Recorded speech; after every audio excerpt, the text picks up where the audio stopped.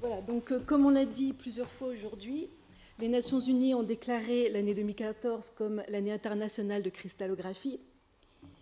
Et cette technique, qui consiste donc en la diffraction des rayons X par un cristal, est née en fait il y a 100 ans, puisque le prix Nobel de physique en 1914 a été attribué à Max von Laue pour l'avoir découverte.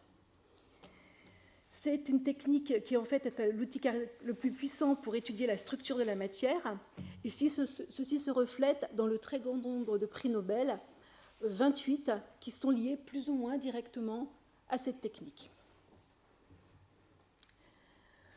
Pour déterminer la structure atomique de macromolécules biologiques, il existe plusieurs techniques, mais la cristallographie des rayons X est celle qui va donner les informations les plus précises. Elle permet d'étudier de très grosses machineries cellulaires, comme la synthase d'acides gras, un complexe de 2,6 mégadaltons, ou encore le ribosome, qui est un énorme assemblage de protéines et d'ARN qui catalyse la synthèse des protéines. Ici, la structure du ribosome, un complexe de 3,3 mégadaltons. La cristallographie est complémentaire d'autres techniques en solution, comme la RMN ou la cryomicroscopie électronique. L'inconvénient de la RMN, c'est qu'elle s'intéresse à des objets de petite taille, mais son avantage, c'est qu'elle permet d'étudier la flexibilité et la dynamique sur une grande échelle de temps. Quant à la cryomicroscopie électronique, elle s'intéresse à de énormes objets moléculaires, mais en général, elle est à résolution bien inférieure à la cristallographie. Donc ici, je vais m'intéresser exclusivement aux structures d'enzymes qui ont été résolues par cristallographie.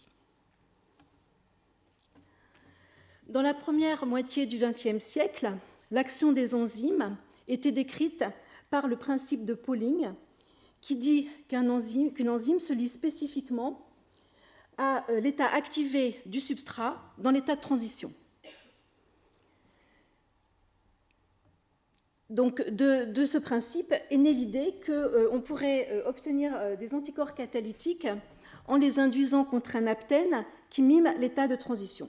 Donc, de tels anticorps catalytiques ont effectivement été obtenus, mais ils ont en général une efficacité catalytique bien inférieure à celle des enzymes. Et ceci est dû au fait qu'il leur manque une qualité intrinsèque aux enzymes, qui est leur très grande flexibilité.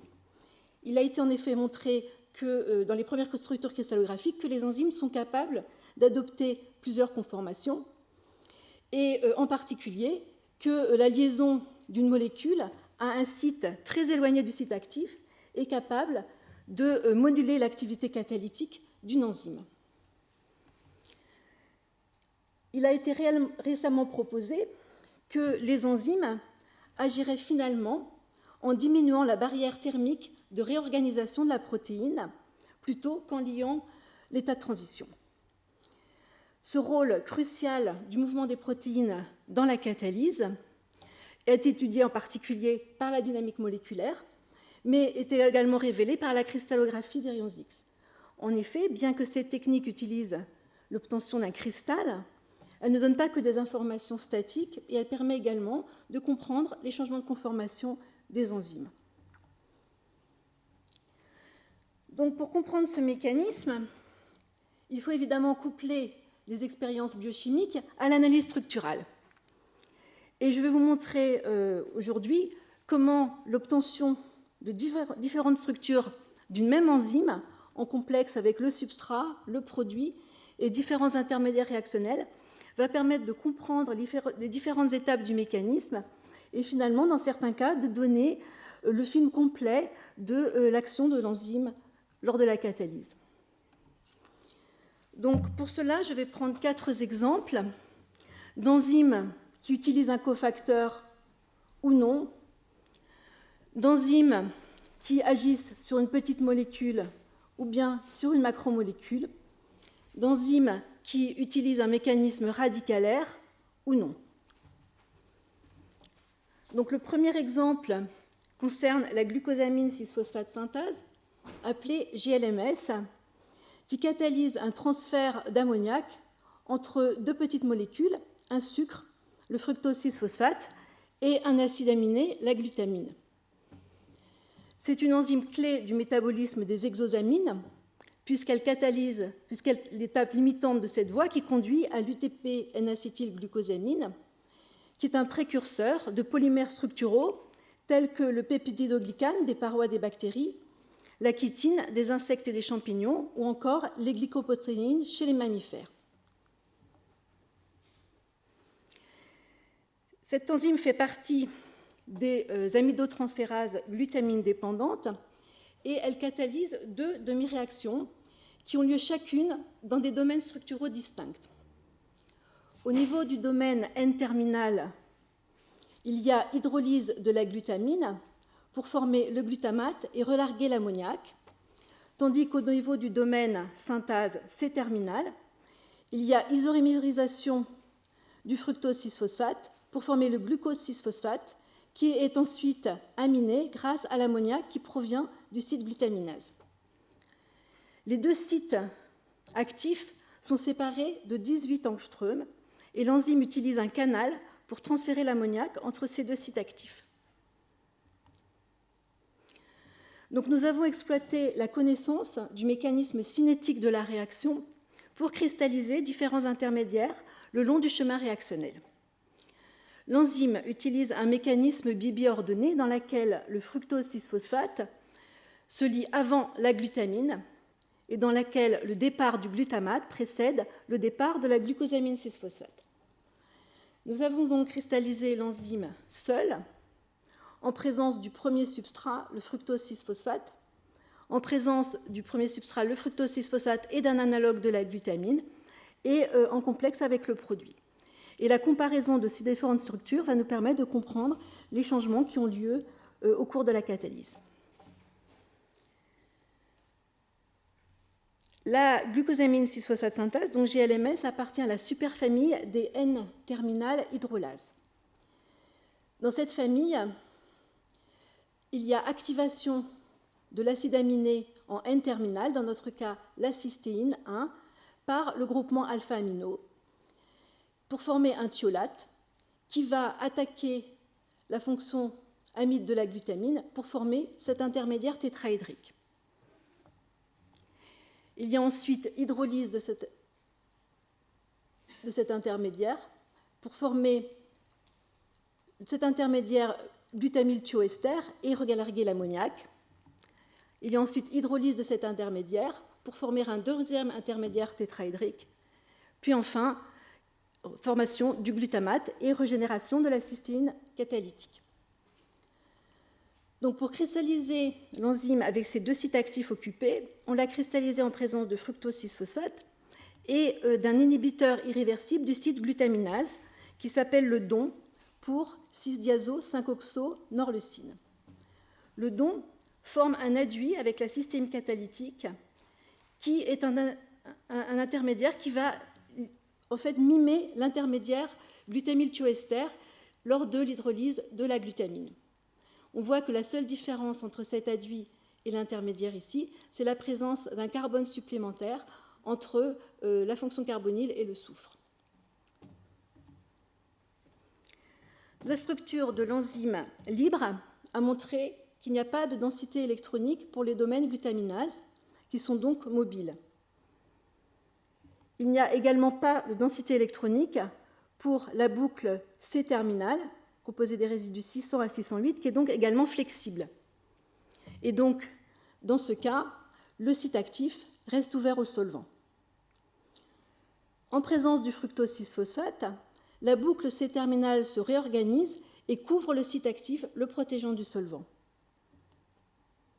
Dans cette structure, la densité électronique indique que le fructose 6-phosphate est lié sous une forme linéaire et il est à proximité de l'histidine 504, ce qui indique que ce résidu joue un rôle dans la catalyse en permettant l'ouverture du cycle du fructose 6-phosphate.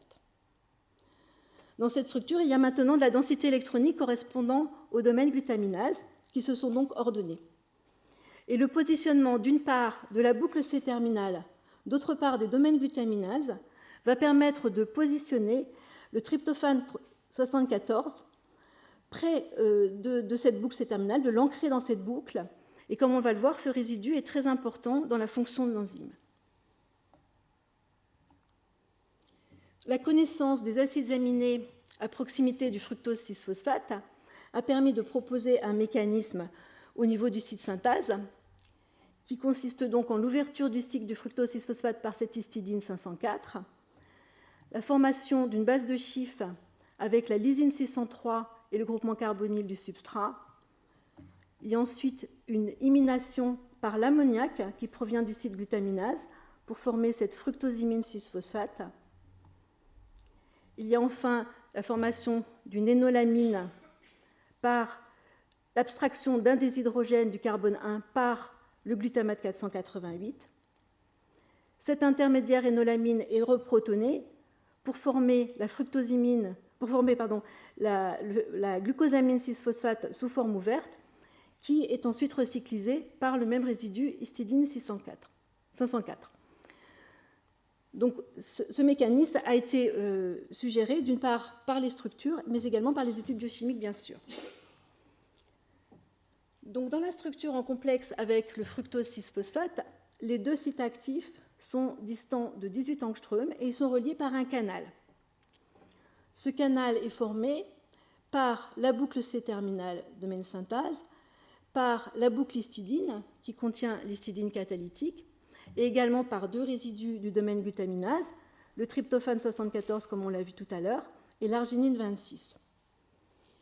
La boucle C-terminale est un constituant essentiel du canal. Et comme on a vu qu'elle était flexible dans la structure en absence de ligand, ceci indique que le canal n'est formé qu'après la liaison du sucre. Par contre, même avec le sucre, ce canal est fermé par le groupement indole du tryptophane 74 qui bloque le canal.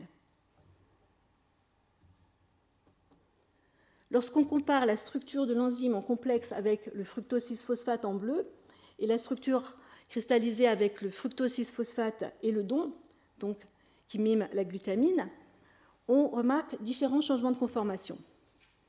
Il y a d'une part la fermeture de la boucle Q sur le site glutaminase qui l'isole ainsi du solvant. Il y a ensuite un repositionnement des acides aminés du site actif, en particulier l'asparagine 98 et la glycine 99. Et ces deux résidus sont des résidus catalytiques clés dans la catalyse, puisqu'ils vont permettre la stabilisation de l'intermédiaire tétraédrique lors de l'hydrolyse de la glutamine. Enfin, on observe le basculement du groupement tryptophane 74, qui, comme on va le voir tout de suite, va permettre l'ouverture du canal. Donc, la liaison de la glutamine, ici, a en particulier permis à activer la fonction glutaminase de l'enzyme en repositionnant les acides aminés catalytiques à la bonne position. Dans la structure en complexe avec le fructose 6-phosphate et le DON, cette fois-ci, le canal est ouvert et les deux sites actifs peuvent communiquer l'un avec l'autre. On peut dire donc que la liaison de la glutamine a permis finalement la formation de ce canal sous forme ouverte et que le tryptophane 74 joue un rôle de clapet dans l'ouverture et la fermeture de ce canal. Ceci indique donc que le canal sous forme ouverte n'est formé que de façon transitoire dans la catalyse. Donc on peut résumer les changements de conformation de la GLMS de la façon suivante. Dans la forme libre, les domaines glutaminase sont mobiles, la boucle C-terminale est flexible.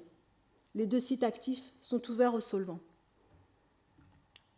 Lorsque le fructose 6-phosphate se lie, il y a fermeture de la boucle C-terminale pour isoler le site synthase du solvant, et il y a positionnement des domaines glutaminase par rapport au domaine synthase pour former le canal qui reste cependant fermé par le tryptophane 74. Lorsque la glutamine se lie, il y a fermeture de la boucle Q qui est la porte d'ouverture du site glutaminase. Pour isoler ce site du solvant, il va y avoir ouverture du canal avec basculement du tryptophane 74. Ceci va permettre l'amination du sucre. Il y a enfin départ de la glucosamine 6-phosphate et du glutamate. Donc, je vais maintenant vous parler d'une dioxygénase qui utilise un transfert d'électrons pour catalyser l'ouverture d'un cycle aromatique. Cette enzyme utilise un fer non hémique pour activer l'oxygène. Les dioxygénases bactériennes sont des enzymes clés du métabolisme de dégradation de l'organisme.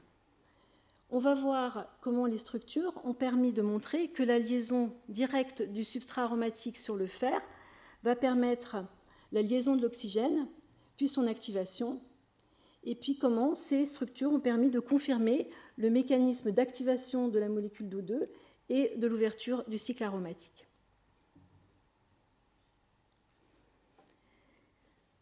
Une première structure a été obtenue pour l'enzyme seule, ce qui a permis d'identifier les ligands du fer, 2 histidines du site actif et un glutamate, ainsi que 3 molécules d'eau. Donc, cette structure a été obtenue donc, pour l'enzyme homoprotocatéchuate dioxygénase de la bactérie Brevibacterium fuscum. La structure de l'enzyme a ensuite été obtenue en présence du substrat naturel, la dihydroxyphénylacétate, et cette structure a montré que le substrat se lie directement au fer par l'intermédiaire de ces 2 groupements hydroxyles, ce qui crée un site de coordination vacant sur le fer. Dans cette structure, le cycle reste plan. Enfin, l'enzyme a été infiltrée dans une solution qui contient de l'oxygène et un substrat qui se lie lentement avec l'enzyme. Et ceci a permis d'obtenir une structure tétramérique dans laquelle on va pouvoir observer 3 différents intermédiaires de la réaction. Dans un premier monomère, le substrat chélate le fer et il y a également, de la même façon que tout à l'heure, c'est-à-dire par l'intermédiaire de ces 2 groupements hydroxyles, et de la densité électronique est observée pour un ligand diatomique qui a été attribué à l'oxygène et qui occupe le site de liaison vacant à l'opposé du groupement glutamate. Cette molécule d'oxygène est liée par l'intermédiaire de ces 2 atomes d'oxygène d'une façon très particulière. Cette orientation est stabilisée à la fois par des interactions avec cette histidine et cette asparagine. Cette orientation va permettre de positionner l'oxygène à proximité du carbone 2 pour préparer la réaction qui va suivre. Dans cette structure, le cycle n'est plus complètement plan, et on voit en particulier que le groupement hydroxyle est en dehors du plan, ce qui renforce l'interaction avec cette tyrosine. Et ce changement d'hybridation du carbone 2 va en fait permettre un transfert d'électrons entre le cycle aromatique du substrat et la molécule d'oxygène pour former cet intermédiaire superoxo qui contient le cycle donc sous une forme cation radicale et l'oxygène sous sa forme superoxyde O2-. Dans 2 autres monomères, le substrat est lié à l'oxygène directement par une liaison covalente. Dans cette structure, le carbone 2 est complètement tétraédrique. Une des liaisons entre le fer et ce carbone 2 et l'oxygène est coupée. Et par contre, il y a une interaction importante entre cette histidine et le 2e oxygène, ce qui suggère que cette histidine joue un rôle important dans la catalyse en protonnant cet oxygène et en favorisant la coupure de la liaison OO.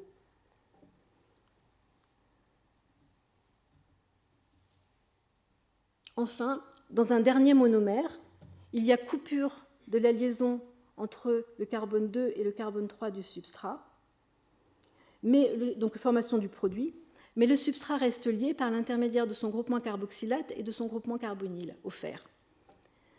Dans cette structure, les liaisons qui ne sont plus en interaction avec le fer sont libres au niveau de la rotation, ce qui est visible par l'absence de densité électronique pour certains atomes.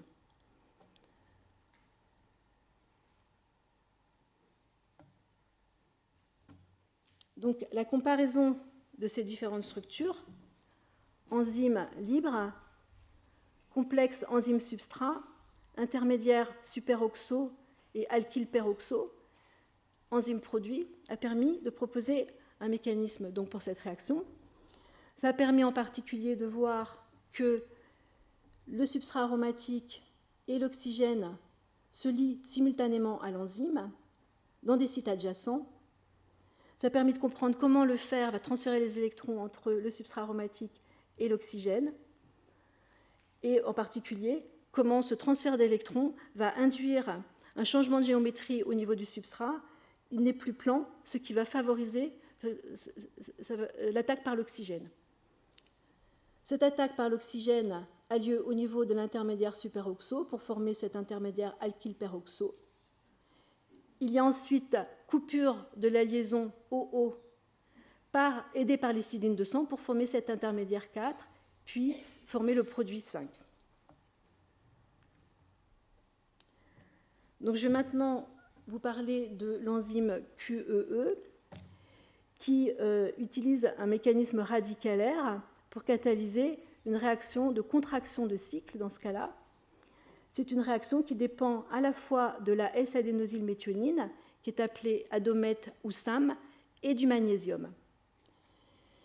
Cette réaction est importante pour la transformation de la guanine du GTP en 7-déazaguanine, structure qui se retrouve dans plus de 30 produits naturels et dans la base modifiée cuosine qui est présente dans les ARN de transfert.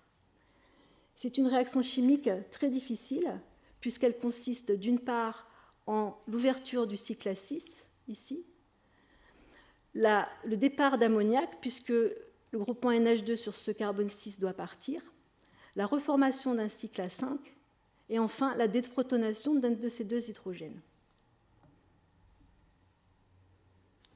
L'enzyme QEU est une enzyme radicalaire de type radical SAM.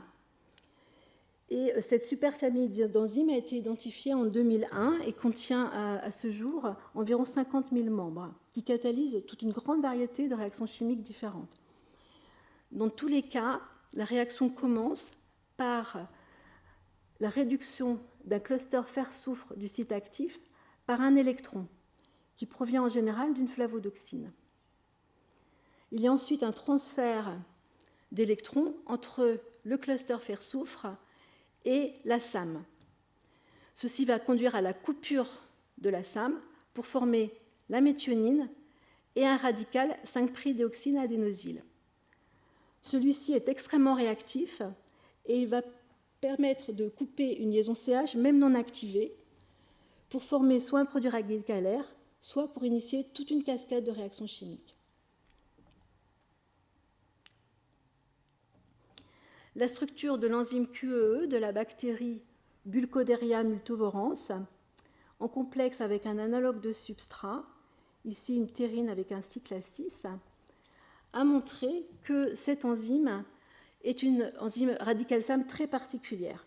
D'une part, au niveau de son repliement, puisque 3 des hélices du feuillet β6 alpha 6 qui a un repliement caractéristique des radicales SAM, sont remplacés donc par 3 hélices.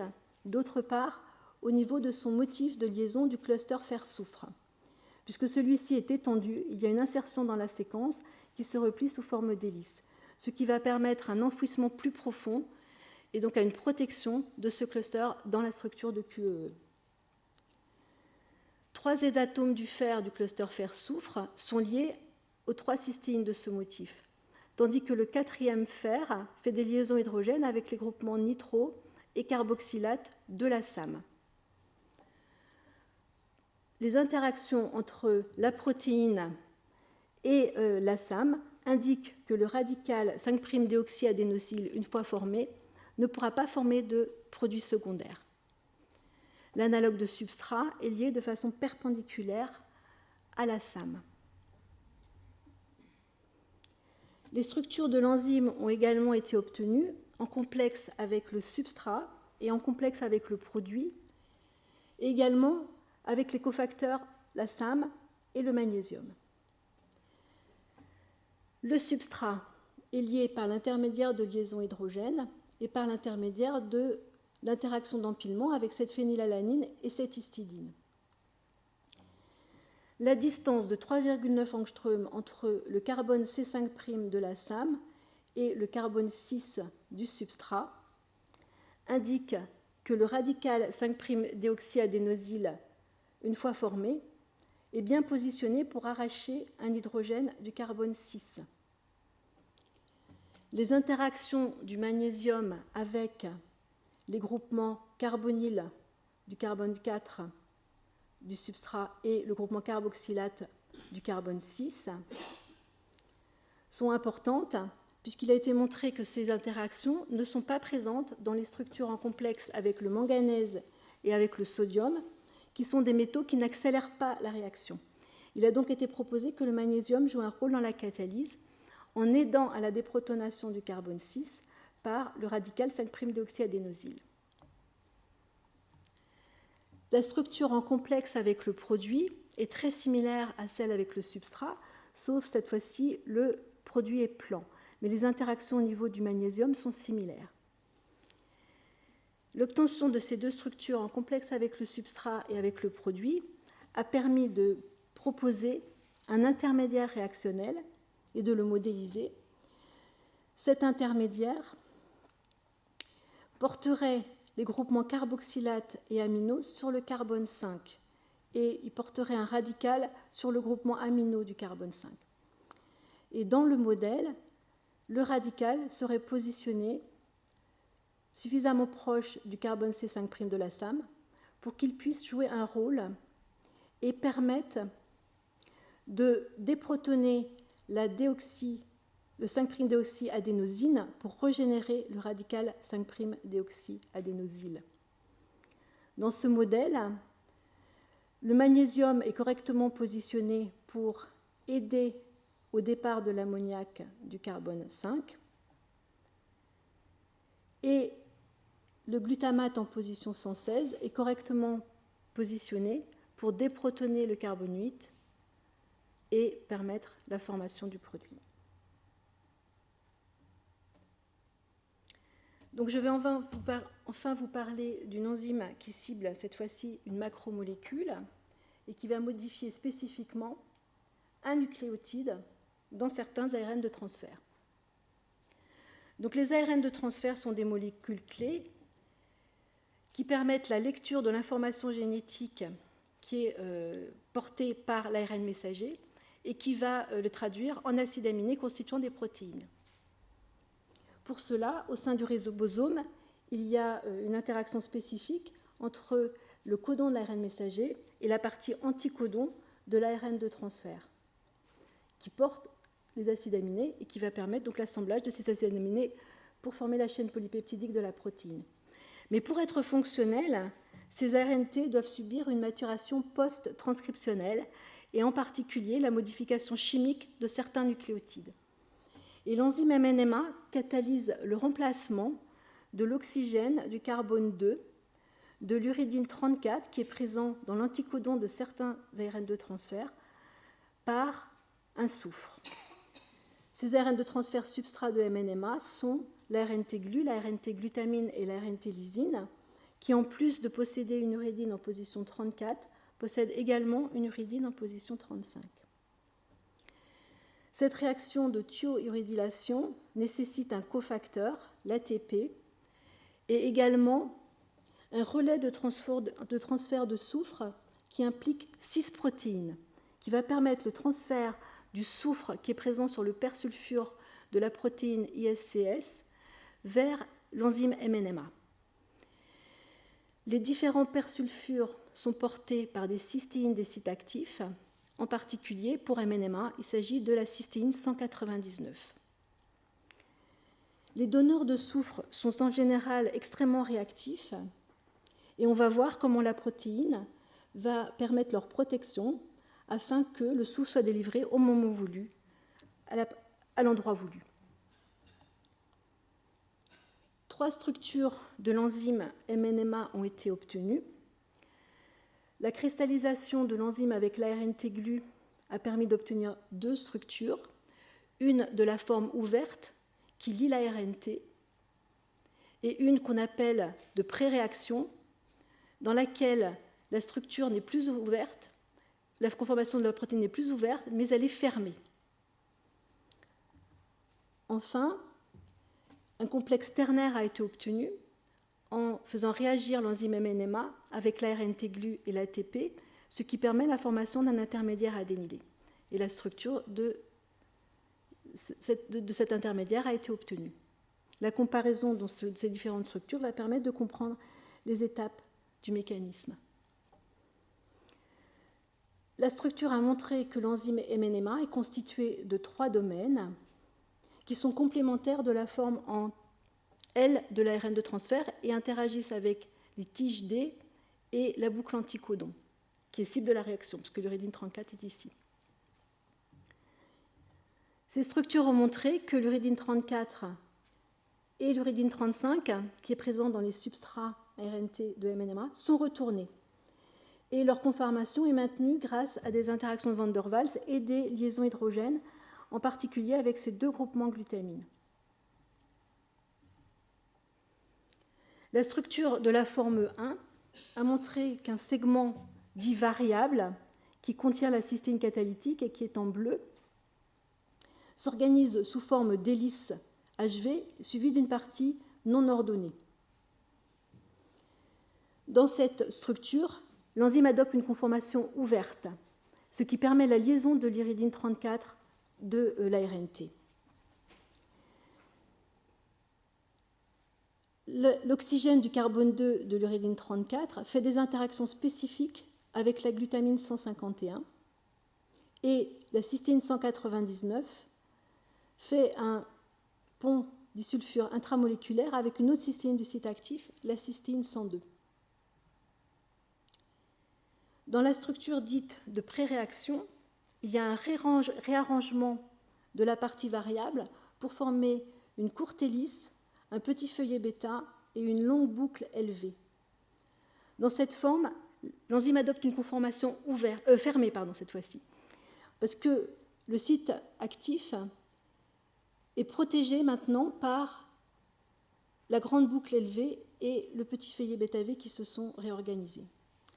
Et cette réorganisation structurale va permettre en fait à l'uridine 34 de se rapprocher du site actif, puisqu'il y a un réarrangement de 140 degrés en fait, de cette uridine, qui va rompre la liaison qu'il y avait entre l'oxygène du carbone 2 et la glutamine 151, et qui va activer fatalement ce résidu pour la réaction d'anénylisation qui va suivre. La structure 3 est très similaire à la structure 2, sauf que l'uridine 34 a subi une rotation encore de 30 degrés et elle est adénylée. En effet, on observe de la densité électronique qui correspond à cette partie adényle, qui provient de l'attaque du groupement alpha-phosphate de l'ATP sur l'uridine. Dans cette structure, l'aspartate 99 est positionné à proximité de l'azote 3 de l'uridine cible. Et donc, on peut proposer qu'elle joue un rôle pour déprotoner l'azote 3 et faciliter la réaction d'adénylation. Dans cette structure, le motif dit PP-loop participe à la catalyse en permettant la liaison des groupements bêta et gamma phosphate de l'ATP. En particulier, l'aspartate 17 aide à la libération du produit pyrophosphate. Et en particulier, on observe un groupement sulfate dans la densité électronique à proximité du phosphate de l'intermédiaire adénylé qui mime le groupement pyrophosphate PPI. Dans cette structure, les deux cystéines catalytiques sont sous forme réduite. Et donc, il s'agit d'une forme activée de la protéine, activation sans doute grâce à la liaison du substrat et à son adénylation. La cystéine 199 est proche du carbone 2 de l'uridine. Et on peut donc proposer que c'est cette cystéine 199 qui va accepter un soufre d'un persulfure provenant du système de relais du soufre. Ce persulfure va attaquer le carbone 2 de l'intermédiaire adénylé et ce transfert de soufre va être aidé par l'aspartate 99. Il y aura ensuite départ de la molécule d'AMP et attaque de la cystéine 102 sur le groupement persulfure qui va permettre son clivage et qui va permettre de libérer le produit et de régénérer le pont disulfure intramoléculaire. Donc ces différentes structures qui ont été obtenues, l'état initial de liaison de la RNT, l'état dit de pré-réaction et l'intermédiaire adénylé sont des étapes finalement successives du mécanisme réactionnel. Elles ont permis de montrer que l'enzyme subit une transition pour passer d'une forme ouverte à une position fermée, qui permet d'une part de rapprocher l'uridine cible du site actif, d'autre part de créer une cavité fermée qui va isoler le soufre qui est très réactif pendant la réaction de transfert de soufre. Et ça a permis également de montrer que l'aspartate 99 pourrait jouer un rôle d'acide-base dans la catalyse.